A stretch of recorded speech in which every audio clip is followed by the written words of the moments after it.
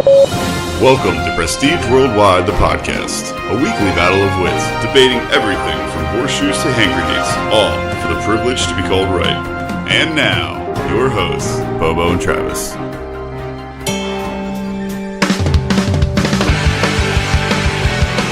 What's up, guys? Welcome to Prestige Worldwide, the podcast. I'm Bobo. With me, as always, is Travis. Hey, guys. How are you doing, buddy? I'm doing great. Good. You're pretty hyped there. You were drumming along to the intro and everything. I love that song. Yeah, it's a good song. I really do. Yeah, I love our intro. I'm very proud of it. Yes, it's great. We made it in Audacity. I don't know how other where all good things are made. I don't know how other professional podcasts run. Yeah, I call us professional, but we make all our shit in freeware. That's right. Because we don't have money or people, pay people to do our shit for us. So we just grab, files off the internet, and we're two very cheap guys, and that could stifle us a little bit when it comes to I browse all that DRM free, copyright free music and stuff, and I'm just downloading stuff, making our own files, getting in here for fucking 2 cans of Miller High Life to record shit for us. Hey, he's a good sport. He is a good sport. Anyways, so I came to kind of a realization today. Okay. A little bit that I am, to a certain degree, turning into you a little bit.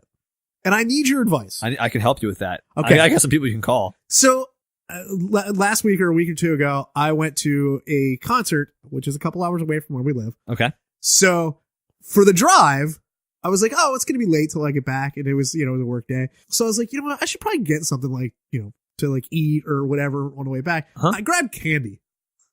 And I don't typically grab candy. and today I've got I was thinking about it. I've got another concert coming up, and I was like, you know what? I should grab some. I forget even what I got. And I was going to ask you that. So it was those sweet tart ropes. Are you yeah. With those? Oh yes. And I was like, you know what? I should get some of those. I was like, God damn it! I'm turning into Bobo. Yeah, I do love candy. Now you're aware though that I gave up sugar this year, right? So right now you're really teasing me. So on a drive, I mean, I'm a person that gets occasionally tired when I drive. So absolutely, yeah. So is there something that you do to keep yourself awake? As a professional driver, I drive a lot for right. dog shows. I mean, I put a lot of miles on my cars. Yes. So I do something that I'm not sure you thought of it, but when I say it, it might make sense to you. Uh-huh. I buy the shittiest beef jerky you can buy in the store. Okay. Because you'll chew forever. Yes. And that will keep you up. I do. I bought some beef jerky as well. Okay, see? So, and I bought this beef jerky, but today I was like, I should probably get some more beef jerky. I was like, but I kind of really just want candy. Oh, I do. I like candy, but the beef jerky you can chew for hours. Yeah. The shitty ones. Don't get the good Jack Link's kind. Yeah. Go get the shitty $1 cheaper one that's definitely should be half the price. And because it's awful, and you'll just chew for hours and be like, oh my God, how is this not masticated enough yet to swallow? Well, that's another thing that I bought, that I typically don't is gum, chewing gum. Yeah. Mm-hmm. And I bought Juicy Fruit has bubble gum now. It's just a bigger gob of juicy fruit gum. And it was really good. Is it sugar free? No, I don't believe so. I can't believe they still make gum with sugar in it in this day and age. I mean, wow. Are most not? Yeah. Oh, see, I don't know. Because the xylitol ones, yeah. You can actually help your teeth. Like they actually can get rid of cavities and stuff, help cavities from forming. Oh, okay. So the xylitol-based sweetener is one of the things they put in gum where actually you chew and it tastes good because it's a sweetener, but it also can help your mouth with cavities. So most people, I'd say the vast majority of people that are chewing gum are chewing sugar-free gum at this point. Oh, maybe it was then. I have no idea. I don't know. I'm just curious. Yeah. I didn't read the package very closely. I just saw Juicy Fruit and I was like, I haven't had that in a while. I'm going to give that a shot. I haven't had sweet tart ropes in a while either, but. Oh man, they were good. That's a good story. You're turning to me. That's awesome. In that aspect, yes, I am. Next thing you know, you'll bring your lunch to work one day and it'll be 2 packages of Reese's Cups and a fun size thing of M&Ms, and you'll probably have a whole roll of Necco wafers, my absolute favorite candy for the buck. The best value. If you're out there right now shopping, Necco wafers. What the fuck are Necco wafers? They look like communion wafers from church. They're about that. Are you talking like vanilla wafers? No, Necco wafers. So Necco wafers, for people that don't know, they're in every convenience store. You might not look at them, but you should get them. They are the size of old communion wafers. Okay. About the size of a quarter. The same thickness and size of a quarter. They come in different colors. Okay, And they have different flavors, and that's it. And they taste kind of, I would say, similar to... They look like big Smarties. Yeah, but they're not as tart as Smarties. They're just sweet. Okay. But yeah, they're kind of that similar consistency of a sugar. I have seen these before, and I will tell you, they have never appealed to me. Oh, they're so good. Yeah. They're cheap too, and you get a lot of candy in a Necco wafer thing. They're the best bang for the buck out there. Right. Well, there we go. That's So, Bobo's candy tip for the week. I should bring that in as a segment. I'm gonna make a little drop for that because I have a lot of fucking candy tips, guys. I don't know if you know that about me. yeah, but you're gonna torture yourself this year. I am. It's tough. It is. You gotta stop fucking doing it. No, my dentist loves it. He says it's good for me. Do you have a lot of dental work? A lot of cavities? Oh, you don't know this? Yeah. Oh, yeah. I have a lot of cavities in my life. I have soft teeth. Right. Genetically, I don't have great teeth to start with. That would be all the candy. So, no. Even as a kid, Yeah. when I wasn't eating candy, I had cavities in my mouth as a kid. Oh, okay. And I didn't drink sugars. Like, I didn't drink soda as a child growing up. Yeah. I had milk with every meal and that's it. Really? And I had probably 4 or 5 cavities, even like baby teeth. Oh. Yeah, I have very soft teeth. Yeah. I've had in my life already maybe 27 cavities filled. Fuck. I already have 2 root canals, so I have 2 crowns. God damn. Yeah. I've had a tooth pulled already. Jesus. Yeah. I've had one cavity. Lucky you. One cavity, and that was after a 15-year drought from going to the dentist. Now, I have not gone to the dentist in a few years since I gave up sugar. And I went back recently, actually. So No Wheat's girlfriend is going to hygienist school. I've been going there for free. She's been cleaning my teeth for me. Thank you. And I had no cavities last time I went there. Oh, good. So good yeah. for you. So good for me. And not having sugar obviously helps that. Sure. Yes. All right. Enough about Bobo's candy tips for the week. Let's move on to some other funnier stuff of the week. What are we going to talk about? This week's topic is the Corporate Darwin Awards. That's what it That is. that's a hard left segue there. I'm sorry, listeners. That has nothing to do with candy at all. I don't think there's any candy stories about the Corporate Darwin Awards. Maybe candy cigarettes. Well, as you made bad life decisions, as in giving up candy for a year, so did these people in business. Okay. So, for people that don't know, the Darwin Awards are awards given to people that either injure themselves and take themselves out of the gene pool, like sterilization, or kill themselves. Right. So it's like an award for doing something stupid that ends your own life, basically. They've gone before their time. We had an old episode. We had an old episode in the old podcast doing regular Darwin Awards, and now we decided to do corporate Darwin Awards, which are basically the same thing as regular Darwin Awards, just businesses that make terrible fucking decisions that severely injure or ruin the company. Or maybe just didn't think about the consequences of their decisions. That's an important one too. So, Yes. And we try to pick some funny ones that aren't widely known. And I'm trying to think of, usually we write things on the list of topics. We always have one in mind about why we wrote this down in the first place. I don't remember on the topics list why we had this one written down. Do you, Travis? No, I don't think we had a reason. The most famous example of a corporate Darwin Award, if you want an example of one before we get started, is New Coke. So back in the 80s, Coca-Cola was doing taste testing for Coca-Cola, and this is when Pepsi was growing on them in market share. Right. Pepsi, as people know, is a much sweeter soda than Coca-Cola. And New Coke was testing different flavors of soda. And they found this one that people seem to love more than regular Coke. In blind taste tests, they were picking this other version of Coke, this new formulation, Right. over Coke. So they decided, you know what, guys? People seem to like this in focus groups. They like it in the testing. Let's change the formula of Coke and roll with the new formula and change the market of Coke. And so they made New Coke. They took all the old Coke and they made a big press release and said, hey guys, we're changing the formulation of Coke. And New Coke came out and the backlash was instant and it was excruciatingly terrible for Coca-Cola, the company. Which I remember when that happened. I actually liked New Coke. So I liked it too. And you can still get it in certain markets. They still sell it, not in America. In other markets where they still sell it, actually, it's a different name. Oh, okay. But people started trading old Coca-Cola on the black market. Like they were going to supermarkets and hoarding it and buying cases of it and hoarding it because they would never get it ever again because the formula had changed. And what they realized the issue is when they were testing New Coke, when you do like a blind taste test or you do a focus group, you don't typically drink a whole can of soda. They might give you a Dixie cup full of it and you drink 1 or 2 sips. Right. And then you write your notes or your results, which ones you prefer on it. And what they found is people preferred to drink a sip or 2 of the New Coke. Right. Because it was sweeter. But after a whole can, they didn't like it as much because it was too sweet. So it was the way they were testing it that was flawed, and they made a really fucking terrible business decision based on that. And they lost a lot of money and a lot of market share to Pepsi because of that. Yeah. And that's what it's a very famous example of a corporate Darwin Award. It's a very terrible business decision that was made by a company.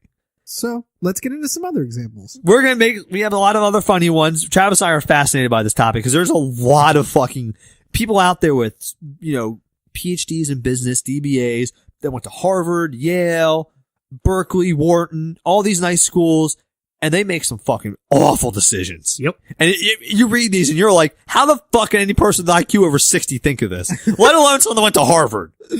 Yep. So let's get into it. All right. Travis, you want to go first? Sure. So my first one, we're going to start off with the Powder Corporation.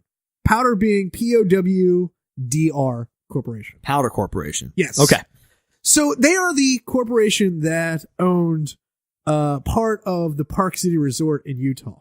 Okay. Which is a ski resort, I assume? Ski resort. Okay. Yes. Ski resort. So, but the thing about it is they leased this land. They leased land from another company, but they were only leasing it for $155,000 a year. How much land were they leasing? Well, it was their resort. The whole thing. The whole thing. The whole resort that they owned there at Park City. Now, there was another company that had another ski resort, but they were, this was one of them. And that is an area where rich people come to ski. They were making money hand over fist. $155,000 is a goddamn steal. Yeah, that's even like saying that now, I can tell that's not right. Right. Yes. So, and they would renew their lease every 20 years. So, okay, they would get locked into this right. $155,000 every 20 years. So 2012 comes along. Somebody forgot to send the letter. They were 2 days late in sending the letter to renew. So the company that was leasing it was like, we're not re-upping for this price. Oh my God. Yep. So the company told them they no longer had the lease. They had already talked to another company, Vail Resorts, and were going to lease it to them for $25 million a year. Wow. $155,000, $25 million. I wonder who the person was that was in charge of mailing that letter out, and if they're still with us, or if they're not buried in a giant stadium with Jimmy Hoffa right now. I think, because oh my God, I think they are, because they said it was a clerical error. Right. I mean, some person that was mailed didn't do it. Right. Yeah. So the funny part about it is the company that held the lease on the land, they had to send a sheriff out to evict the current lessees. Oh, and that's embarrassing. Because they the year before this, I guess 2011, they had made $7 million worth of upgrades to all of the equipment. Oh, which all that shit stays, obviously. Obviously, yeah. Yeah, you're not going to take that. So they were actually in court for a couple years after this. They vacated, right. But they were in court, and finally they had to just sell off all of that equipment and everything. They have other resorts. The company is not out of business, but they lost a ton of money. Oh yeah. I that. mean, they were basically getting free rent. Right. Yeah. I mean, on this land. And if you're a ski resort, I mean, that's your biggest number one expense is the land for the ski resort. Yeah. Jesus Christ, what a fuck up. I know. I read that. I was like, holy shit. Dudes, I'm seriously, I'm worried for that person's like physical safety, whoever did not mail that in. Yep. They're probably with Jimmy Hoffa, buried in a giant stadium. I'm sure of it. Also, I'm a little upset that Powder Corporation is not like a coke company yeah, overseas, where they like drugs more than us. It's not a front for Pablo Escobar. That was the first thing I thought of. I didn't want to say it at first. It seemed like a complete scumbag. Hey, they deal in the white too. Nose Candy Unlimited. So that's my first Darwin Award. White Courage Company. I love names for cocaine, by the way. We're going slang terms for them. Yeah. I love, there's a lot of pet names for coke that I think they're all fucking hysterical. Yep. Nose Candy, White Courage. Oh man. It's great. Going skiing. I like that one. Okay. So my first submission to the Corporate Darwin Awards is Schlitz beer. Okay. Do you know what Schlitz beer is? I do. Do you know who they currently own, who they make now that's still in business? I do not. Can I tell a little funny story about Schlitz beer? Oh, sure, yeah. So a friend of mine, her aunt lives close to where I live. And in that town, there is a beer distributor. Uh-huh. And one time I was hanging out with her and her aunt and all that. And she goes, "Oh, you go to that distributor?" I said, "Yeah." She's like, "They stock Schlitz beer just for me." I was like, "What?" She goes, "Yeah, my boyfriend and I love it, and we made them get it in just for us." Wow. I like how she wears it as a badge of honor. Oh yeah. Like, do you like that beer distributor? Yeah, I do. Well, they get Schlitz beer just for me. I bet you we could go there right now and grab a case of Schlitz beer. You realize Schlitz beer is not very good beer. Yeah. It's low rent beer. No shit. Yeah. Which is funny because it never used to be that way. Oh, is that? Okay. Historically, Schlitz beer, so in the 1970s, Schlitz was America's number 2 beer behind Budweiser. Okay. As recently as the 70s.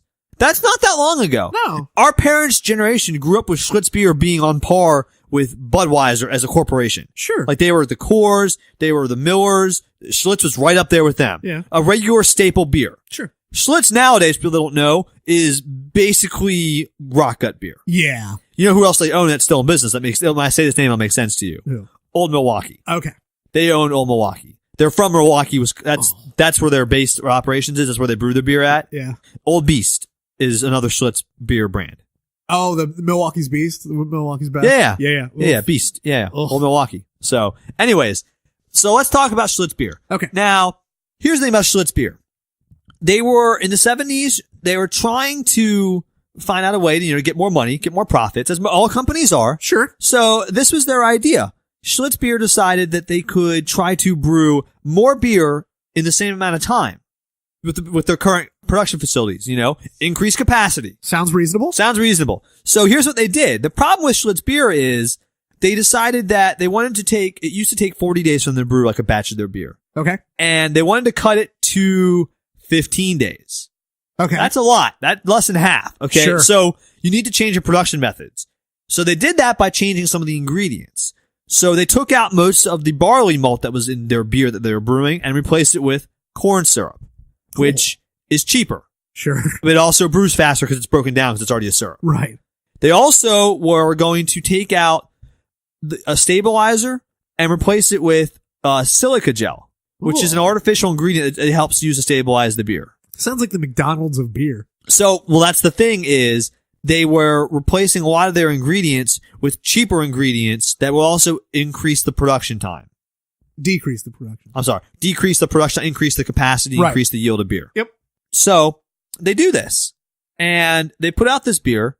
And another thing they didn't realize about this is all these new ingredients it interacted differently with the beer and it broke down quicker in the beer. Like the beer itself started to decompose quicker and it wasn't as shelf stable. Right. And all these cheap ingredients they'd added, the corn syrup and the silica gel, all this nonsense would bond together and it would sink to the bottom of the can and form a substance that looked like mucus. Oh.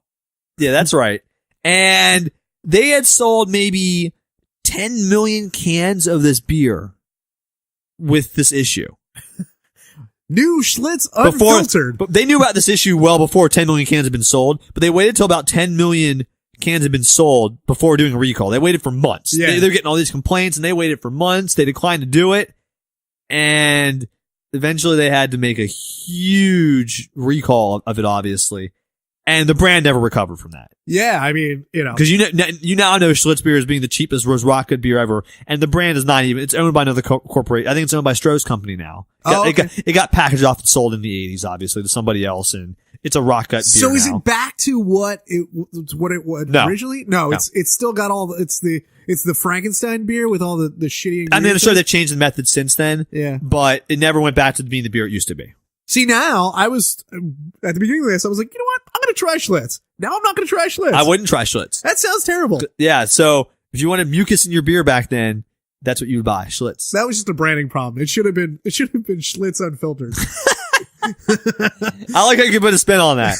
I just find it funny that they made all these changes and then they waited till 10 million cans were sold before issuing a recall. Like if you think that they test this stuff, you knew it was a problem before 10 million cans were out in the wild.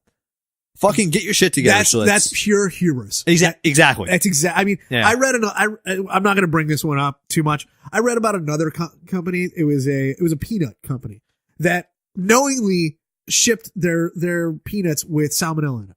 Oh, I've heard about this too. And I mean, knowingly, and tried to deflect the story. Yep. Like, are you fucking kidding me?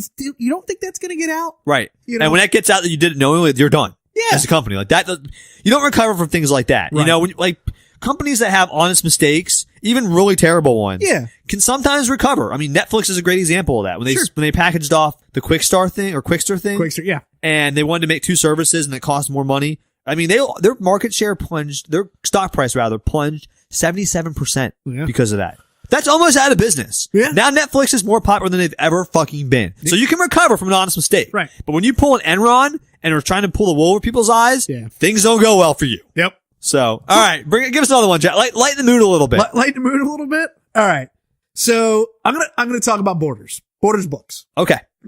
So Borders books is another one on my list, and there's a reason. So if you remember Borders books, I do. I do too. I used to go hang out there. Like I would go, grab a drink. They always had coffee shops in there and stuff. Grab a drink, grab my favorite, or the new issue of Punk Planet and sit down and read it. Yeah, dude. And then put it right back on the shelf and leave. But that's what we used to do that. I would buy music there for every once in a while. They had a lot of music. That was one of their problems, actually. Yes. So one of their main problems was in 2001, they decided they needed an online store. Right. So instead of setting up an online store and setting up the infrastructure for that, they just contracted out to a company. A little company called Amazon. All right. So Amazon, not on the map there, but they gave them all of the business. They just said, go for it. Do it. So from 2001 to 2008, Amazon, in a sense, got their shit together, understood how to ship out these books efficiently, how to, how to properly stock your inventory. They really, they used Borders money to put them out of business. Basically, yes.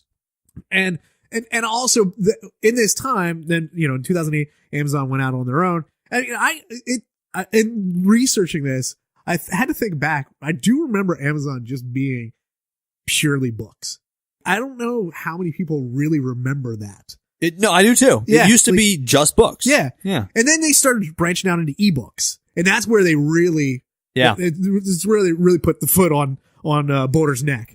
Like they start, and at that point, Borders couldn't keep up anymore. When .com really took off and people really started buying shit online.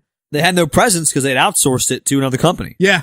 That's a problem. Yep. When books become more popular in digital form than in paper form. Yeah. And then they had, as you said, they had too much music and, that they couldn't really, they couldn't adapt to the changing world, and they put them out of business. See now, and the funny part about this is, I don't agree with you on that essentially. Okay. Not that what you're saying is wrong. Okay. I don't think that's why they went out of business though. So you might not realize this. Towards the end of Borders' reign, right, they had at one point in time had hired 4 CEOs within a 5-year span. Okay. It's pretty hard to run a fucking company effectively when at one point in time they went through 3 CEOs in 1 year. Yeah. I mean, you can't change the culture or change. You can't do anything in that period. 4 CEOs in 5 years. You were dead the second they started making those decisions to hire CEOs that quickly. Yeah. I don't care how far behind you are. You can recover from companies that could be almost bankrupt and come back. At one point in time, Apple was 3 weeks away from filing bankruptcy. Yeah, but and they came back. I'm just saying, sure, you can be that close to the bottom. You can see the abyss and come back. So I don't want to hear that they were dead in the water and that was it. Cause also JCPenney's a couple years ago was to that point. They were basically bankrupt. Right. And they've still come back. And they're not in great shape now, but they've come back to be a viable company. You can come back. But when you're hiring that many CEOs in that period of time, you cannot empower them to make enough decisions to save your company. I think that's what killed Borders, even though those decisions are part of it, because obviously you can't make your own online store and you can't give anyone the decision power to do it. I just like that they just did not have the forethought to be like, you know what? We should probably do this on our own. Like, like let's not pay a company to, and who's to say, had things gone a little bit different, maybe Amazon didn't really get their shit together and that this wouldn't have been a problem, but Amazon just took off and it still would have been a problem. Borders outsourced too much of their business model and then didn't want to compete in the growing marketplace of online. Yeah. They wanted to remain a brick and mortar store only. Yeah. And unfortunately, Barnes & Noble understood that better and ate their lunch. Right. So, and that's why all those border stores are now Barnes & Nobles, basically. And I distinctly remember, one year going to, Borders, looking at books, like picking up books to read. And I was like, all right, this one looks cool. I'll put it back. I'll go home and order it on Amazon. I would do that all the time. I'd go in there and look to see what books, what new books that I could go and read, but I just go home and order them because they were cheaper. They were cheaper too. That's the thing. Yeah. You're paying that premium to have that stock in the physical medium. Sure. You got to pay for that store and those employees. Whereas Amazon didn't have that overhead. Nope. And that's killed a lot of companies, not just Borders. Yeah. So. Well, we'll pour one out for Borders. No, pour one out for Borders. Sorry, boys. And their 4 CEOs in the 5-year span. Good job, boys. Yeah, you really have really made an impact. Good job. All right, what's next? Okay. So this is a quicker one. Okay. And it might not be one you're aware of because the company is still in business and it's a name you still recognize, but they're no longer the fashion icon they used to be. TJ Maxx? I'm not sure they ever were a fashion icon. Fashionista? So you've heard of Liz Claiborne. I have. No doubt. Yes. Now, what do you think of when I say Liz Claiborne? Fat ladies? Bing, bing, bing. What do we have for her, Johnny? I want Liz Claiborne, the brand now, in with things like Tommy Hilfiger or starter jackets or basically commodity stuff you buy at fucking department stores or Target or whatever. Right. So never used to be that way. Liz Claiborne back in the 80s and the 90s was a premium upscale luxury brand, Travis. I don't know if you knew that or not. Really? Oh, I see it. It's so far removed now that you don't even realize that. So even in the early 2000s, Liz Claiborne used to only be sold in the stores they were sold like Macy's, higher end department stores, and they had their own stores and their own lines, and they were a higher end brand. Really? Yes. Huh. Except for the one time when one season they decided to sell clothes at JCPenney's. You might see a problem with that because, like I said, they used to sell at Macy's a lot. And Right. one season they decided that they'd offer their lines in other stores. They had their own stores, obviously, but in department stores or whatever, Yeah. they'd only offer them at JCPenney's, the main competitor to Macy's main partner, to Macy's. So that pissed off Macy's. Absolutely. Here's what happened. So the sales of JCPenney they were whatever. People, loved them at a cheaper price at JCPenney's. No big fucking deal. They're watering down their brand by doing that. But that's a whole other business case story for later. But what happened was the very next buying season, I don't know if you had how the retail, Right. I'm not sure if you know how the retail buying works. Yeah. They buy things in glumps every couple seasons. Right. Like they contract to buy for a whole season's worth of clothes. They don't just buy them every 2 weeks, kind of like you would stock up a grocery store. Right. Yeah. So these buys are negotiated in advance. And when it came time for the next season of clothes for Macy's to come around, they got a huge blowback. So they ordered 65% less clothes from Liz Claiborne than they typically would order in a usual season. Whoops. Yeah. And that led to Liz Claiborne's first ever quarterly loss. They lost $378 million that year. That's considerable. The stock price went plummeting, obviously. Their CEO was ousted. Obviously, they brought a new CEO because of that. And the company's never recovered from that. I mean, their stock price plummeted has never gotten back. Now it's basically a stuff you buy at Penny's and shit, and it's a no-name brand. But wait, is it not? Am I getting this wrong? It's not big and tall for women? Well, it sells in a lot of department stores now where that's the market. Oh, that's it. Okay. So now they make clothes that cater to their market. Oh, I see. Okay. But before that, it used to be an upscale brand. Wow. So the one time they stole the JCPenney's instead of selling to Macy's, and Macy's said, fuck you, we're not ordering from you anymore. And the stock price just crashed and everything went to shit. And they never recovered from that. That's crazy. One bad decision. Don't fuck over your best customers. And this, you think of, customers being the end consumer. Right. In the business world, sometimes though, it's not that far reaching. Their Sure. customer is the person that was selling the clothes to the consumers. Macy's was their customer. They gave him the big middle finger one season, so we're going to sell to Pennies. That is shocking. Not smart. Because it's such an easy problem to avoid. Make a different brand. Have a JCPenney's brand that you would sell your clothes there, and then but still Sure. keep, like Gap and Old Navy. Sure. You'd have My thinking is, the article doesn't go into that much detail. I could probably look into it if I wanted to. Yeah. My guess is behind the scenes, probably they were doing some negotiations like they do every season, and JCPenney's made them a good offer for that season. and Claiborne saw a new opportunity in a new market. Sure. But they didn't realize what would happen in their old market from their old customer. Whoops. They had no foresight. Bad fucking decision though. That's a shame. Macy's had all the power there. They were the buyers. And they were traditionally their strongest buyers. Yeah. They had all the power to cut the legs out from underneath them. They took advantage of it. Well, Sorry, Liz. sorry, Liz. Liz had a bad day. Now the people that buy those clothes are the big and talls, as Travis would say. That's what I think of. Right, because it's a bullshit brand now. Yeah, it really it's is. Fucking Tommy. It's fucking what's that other brand? Nautica. It's a stupid brand like that. You buy at a fucking department store, no one gives a shit about. I gotta be honest with you. If I had to quickly think of another brand, I would think of like Walmart's Faded Glory. Yeah. Okay. Perfect. That's like Tommy Hilfiger's still kind of high end, isn't it? I don't know. I don't think so. I don't know. If your mother bought you a Tommy Hilfiger polo, would you wear it? To the country club, of course.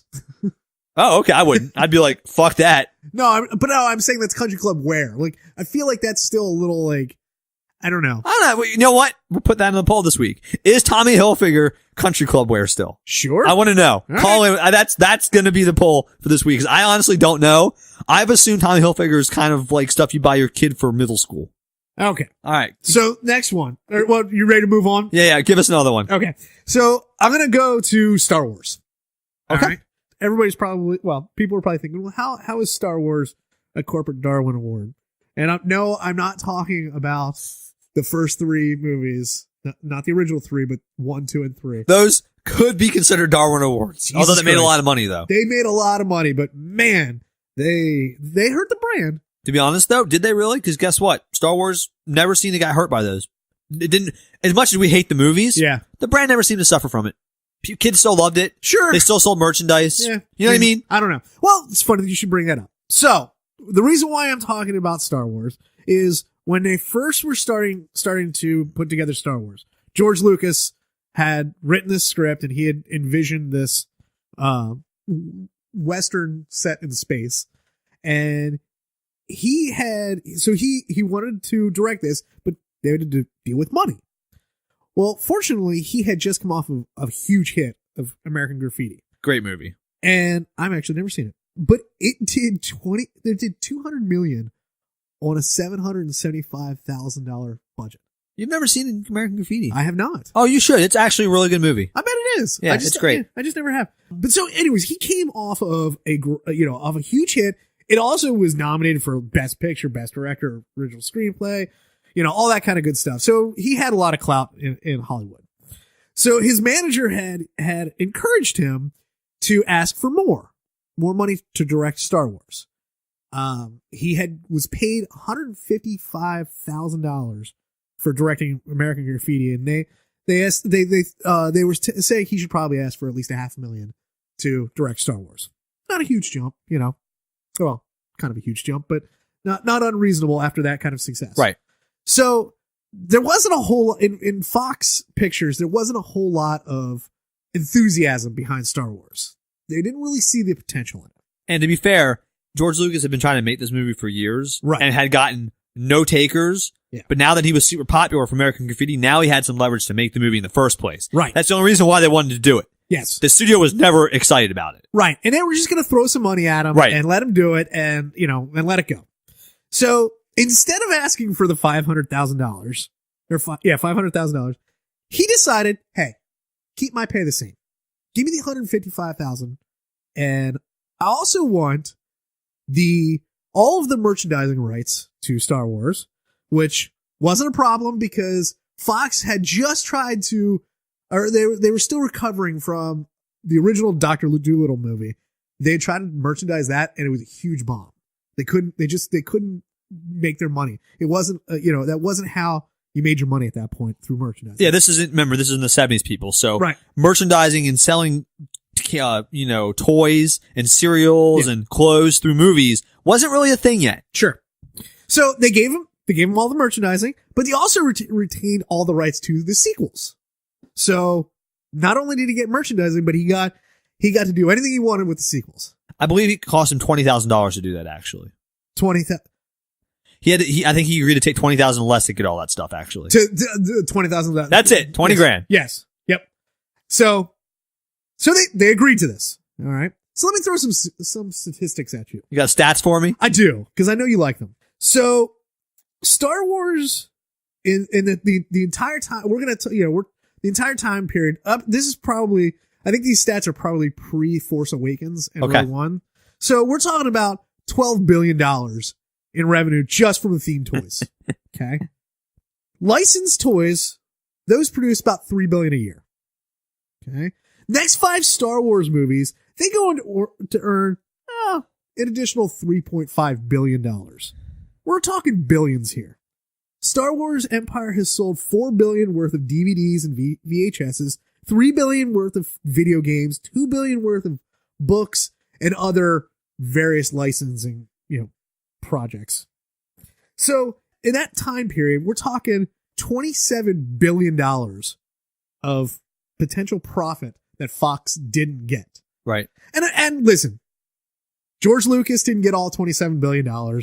Fox wouldn't have gotten all $27 billion. Well, and then 2012 comes and George sells all of these rights for another $4 billion. To Disney. Okay. So George is actually, this actually seems a little low to me, but his current worth is $5.5 billion. Yeah. It does seem a little low for somebody who got $4 billion. But he gave a lot away to charity, I believe. And I'm sure he has LucasArts, and I think that probably cost him some money, to set that up and everything. I'm sure he gets residuals back. I think he gave a lot of money to charity. I think he gave what?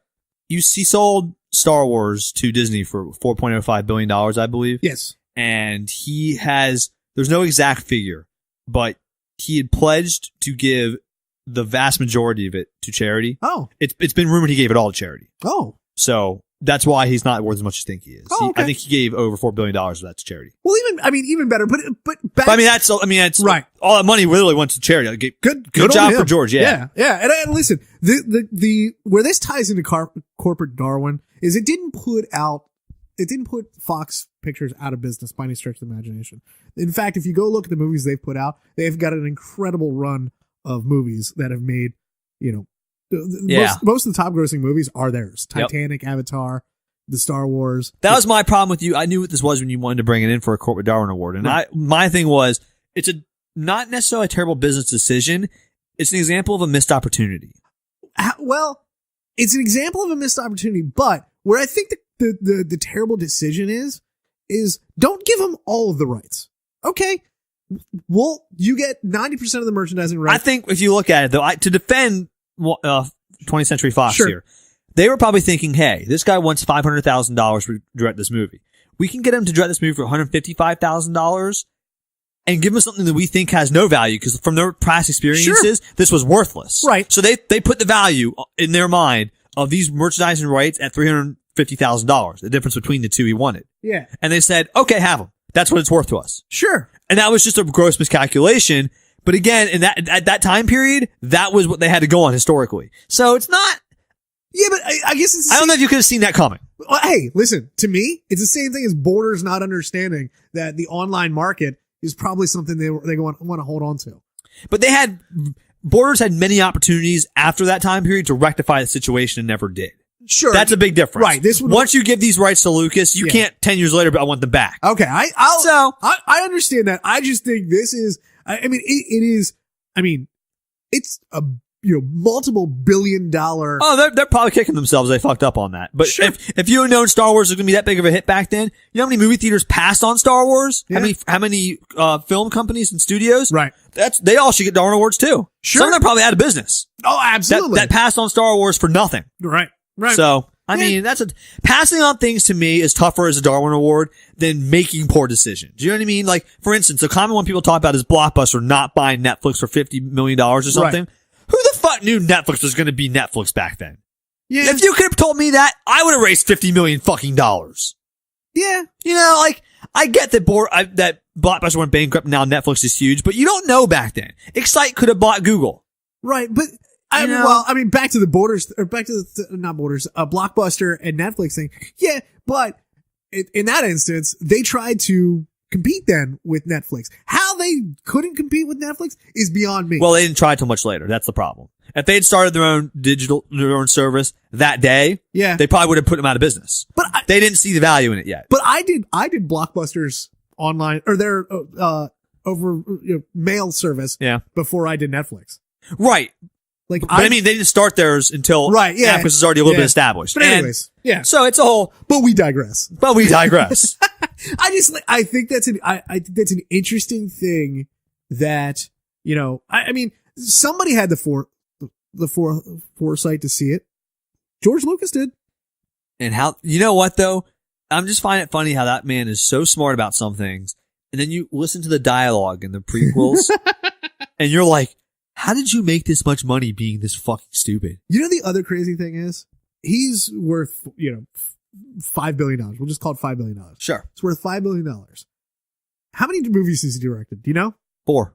6. Is it 6? It's 6. Yes. American Graffiti. Yeah. The 3 prequels. You're forgetting the one before THX. THX not yep. Okay. Yeah. And there's one other. But anyways, 6 movies. He's directed 6 movies. He's worth that much.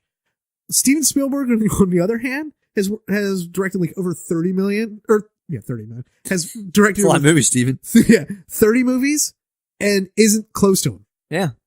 I mean, well, George Lucas's worth never came from directing. It came from Skywalker Sound, LucasArts, Lucasfilms, the merchandising of Star Wars. I mean, bully on him, man. Yeah. Oh, good for him. Yeah. It's all his creation. Yep. There's not a lot of self-made millionaires that did that all their own way. And he's like one of the best examples of it. Yep.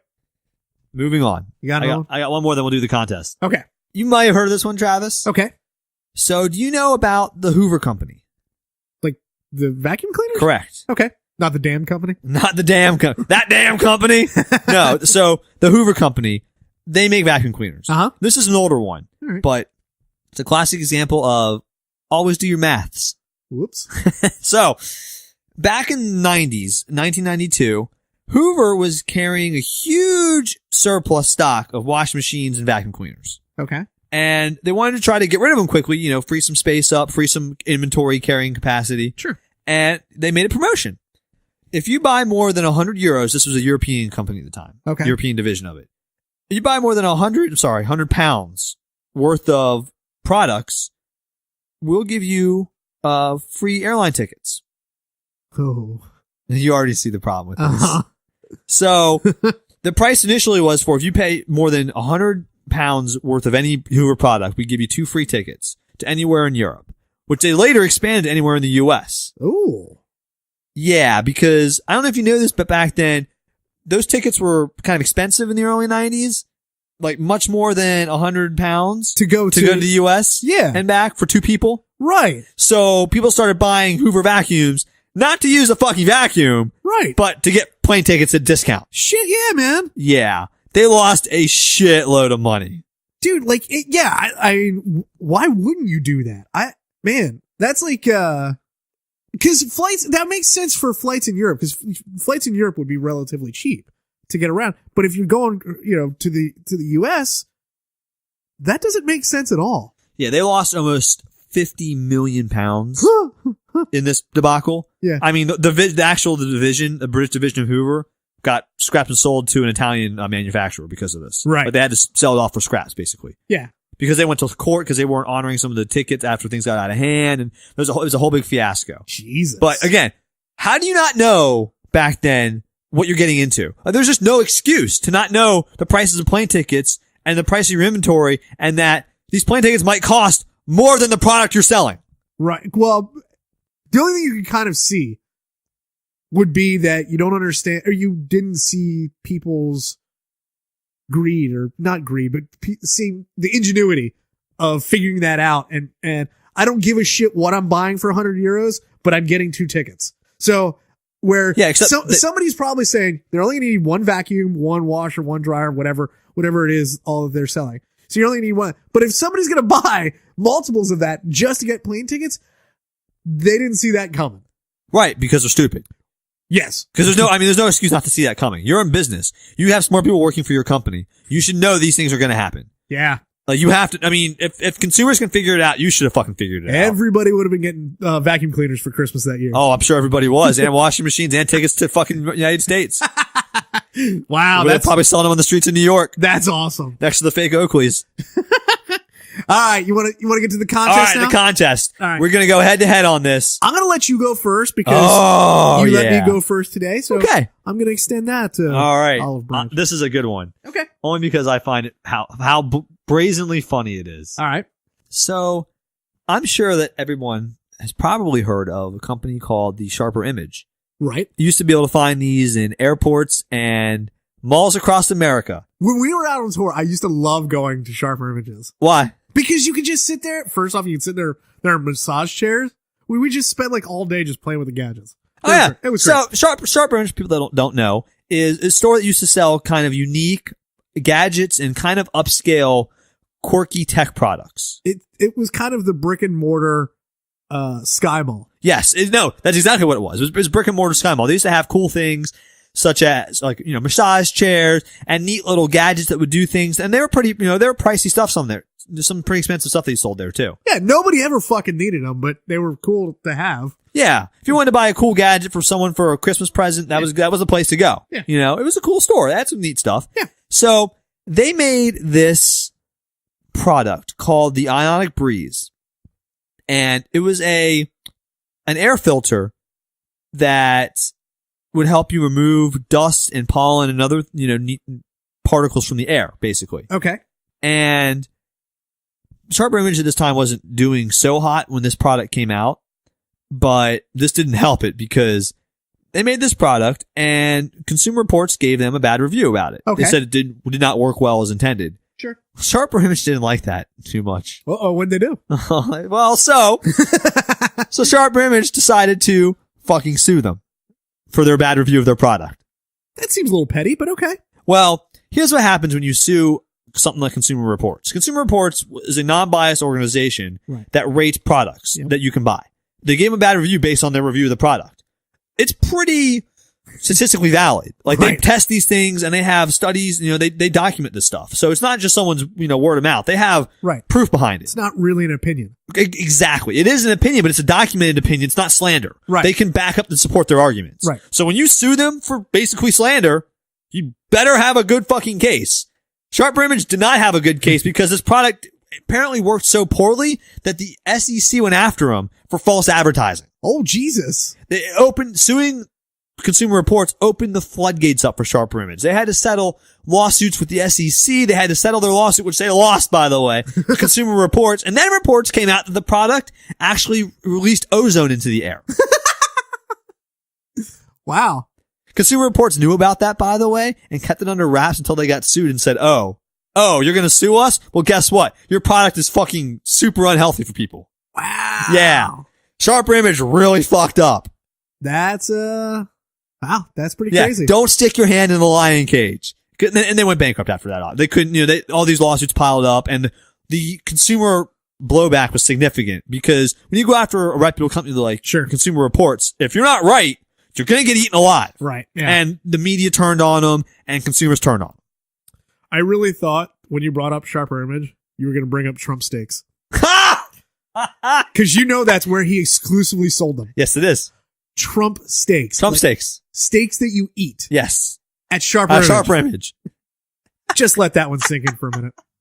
As I move on to, have you ever heard of Osborne Computers? No. Me neither, and that's a problem.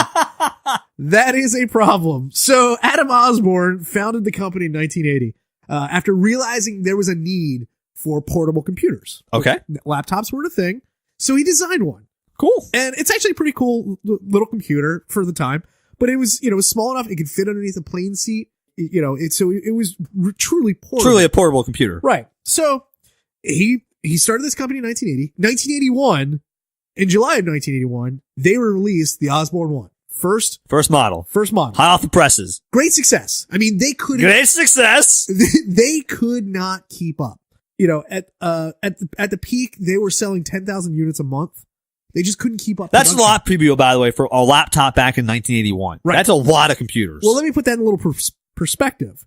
Their initial business plan predicted a total of 10,000 units sold over the entire lifetime of the product. Yeah, runaway success. So, yeah, it was just, people loved it, okay? It had its problems, but people loved it. So they kind of the whole company went through a huge growth spurt. It's kind of crazy. They went from 2 people to 3,000 people in 12 months. Like, wow. Just. That is crazy. That's like a hiring season for the Halloween store. It's ridiculous. Like the growth was so rapid. At one point, an executive went on a 1-week trade show trip, came back, had to search 2 buildings to find her relocated staff. Got back, couldn't find her fucking staff. Like, that's insane. That's awesome. But yes. So anyways, like I said, there's a couple little problems, and also competition started coming up.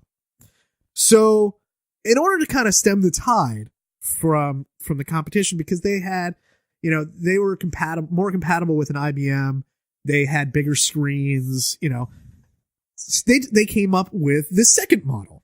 This one was called the Osborne Executive. Here's where the little misstep happened. Taking a hard left, so to speak. A little bit. So Adam calls a bunch of reporters and brings them in and says, look at the Osborne Executive. Okay. This thing is awesome. It's going to totally blow the Osborne one out of the water. People are going to love it. Okay. They're going to love it. Gonna love it. The problem being is people were going to love it. And they weren't in production or even close to ready for production at that point. So everybody all excited for the Osborne Executive stopped buying the Osborne one. Oh, yep. It is actually known as the Osborne effect. The Osborne effect is a term now because they ran out of money to produce the Osborne Executive. Because no one was buying them. Right. Waiting for the new one to come out. Yep. So the company declared bankruptcy in 1984. Wow. In 4 years. They went from being the hottest thing on the market to out of business because their product was so hot. Yep. That nobody wanted to buy their other products waiting for this new one. Yep. And you've never heard of them. They could have been Apple. I don't know about that, but they could have been Compaq. That absolutely. They could have been Dell. It could have been HP. They could have been Dell. So apparently Michael Dell and Steve Jobs didn't like each other. Okay. And one day, I guess they got in arguments in the past previously. Okay. And the day that Steve Jobs' Apple surpassed Dell in market share, he sent out an email, Steve Jobs, to his whole company, just saying, I thought people should know we're worth more than Dell. I read that the other day, and I was like, what a dick. No, he's factually correct. But you know what? Osborne Computers could have been Dell. It's true. Wow. That's ridiculous. I love stories where that becomes the effect that's named after that. Yeah. And you hear these things now and you don't know the origin of those stories. I love things like that though. Yeah. Those things are fun. I always love finding new things out like that. It's a bummer for Adam, but I wonder what he's doing now. I have no idea. There's probably a documentary out about it. We should probably look into that. We should. I'm sure there has to be. We'll see. Next episode, I want to bring in, in a couple episodes, I want to bring in the story of Barry Minkow as an end times. If you want to have one of the most famous stories of corporate corruption in America. Okay. All brought down by a single consumer. I'm not sure it counts as Darwin Awards. I wouldn't bring it in this time, but it's a good end time segment because I'm fascinated by this man. Sure. And I'd love to talk about it. Let's do it because I know nothing about it. Oh, you don't know about Z-Best carpet cleaning? I don't know. Oh man, this is the best. I can't wait. Don't give away too much. I'm not going to tell you about it. I'm going to tell you it's the best. And I'll bring it in a couple weeks. Simply the best. It's fantastic. It is wonderful. The best, just like Trump steaks. Speaking of end times. It was the best of times. It was the worst of times. And now it's end times. When you said speaking of end times, you meant speaking about Trump, obviously. Because. Yes. So, I don't know if you ever used to read The Onion. Of course. They used to have a couple columns called Our Dumb America. And I feel like that's fitting for what's happening in America. So we're going to probably bring this in over and over again. Yeah. But we're in the news, us being America, for saying something so fucking stupid recently that we just have to talk about it. And I'm sorry that it might get a little political. We don't like to be political on this podcast. Sorry. But this is not, this transcends politics. So Scott Pruitt, who was the head of the EPA the other day, basically said that climate change is not caused by excess carbon dioxide that's in the air. I'll read you the whole quote because I think it's important. Quote, I think that measuring with precision human activity on the climate is something very challenging to do, and there's tremendous disagreement about the degree of impact. So no, I would not agree that it's a primary contributor to global warming that we see, Pruitt, the newly installed EPA administrator, said on CNBC program Squawk Box. it being carbon dioxide. So global warming, as people know, the primary cause of global warming is excess carbon dioxide emissions in the air, which heat up the atmosphere and cause the planet to keep in more greenhouse gases, keep the heat inside the planet, and cause it to heat up. That's how it works, people. I don't need to know how, I don't have a degree in science, just like Bill Nye, but I know how that works, just like Bill Nye, okay? That's what's happening. The number one gas is carbon dioxide, followed by methane, and then some other gases. Stop farting, people. But apparently, Scott Pruitt does not believe that. He does not think that carbon dioxide is because of global warming. But we don't know that yet, he continued. We need to continue the debate and continue the review and the analysis. This man is the head of the Environmental Protection Agency. Also, the agencies whose research have proved that carbon dioxide is the cause. He's now heading the agency saying things that his agency has proved as fact and is saying they're not true. What is happening? I feel like I'm taking crazy pills, Travis. It's fucking insane. Like, I mean, it's insane. It's alarming to say the least. The fact, it's fact that carbon dioxide is contributing to climate change. If you don't want to say global warming, fine. Fuck it. I don't care. But it is fact that this is affecting climate change. This is an opinion. Opinion is, I don't like some sort of food. This is a fucking fact. Like, So the previous EPA chief, Gina McCarthy, her quote was, "The world of science is about empirical evidence, not beliefs. When it comes to climate change, the evidence is robust and overwhelmingly clear that the cost of inaction is unacceptably high. Preventing the greatest consequence of the climate change is imperative to the health and well-being of all of us who call Earth home." That sounds like something I want my EPA chief to say. You know, like the one we used to have. Not the one now who says, I don't know if it's true or not. So, and they tried to defend him. Sean Spicer, the White House press secretary, took some questions about it. Sean McCarthy. Yeah, basically. And his quote was about trying to defend this blowback he was getting from the press about it. Yeah. That's a snippet of what Administrator Pruitt said Spicer. He went on and said, "I don't think we know conclusively, and that is what we know."